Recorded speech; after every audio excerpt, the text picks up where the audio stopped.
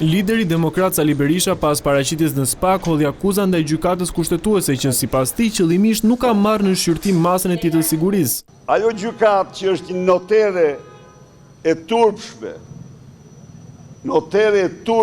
them kështu, e akteve kriminale të qeverisë shqiptare, ajo gjykatë që shqyrton brenda një muaji kërkesën e Lubi Ballukut, shtyn shqyrtimin e kërkesës time për në tetor.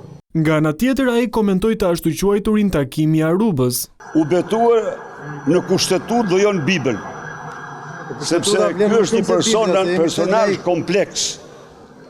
Ky për kushtetutë e ka si një prostitut politike.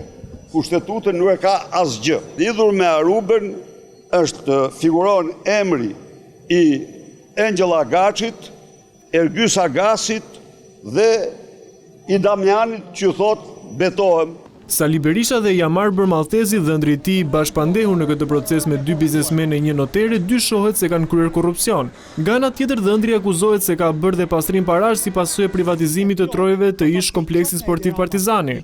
SPAK thotë se kjo vendimmarrje i atribuohet Sali Berishës kur shërbente si kryeministër i vendit.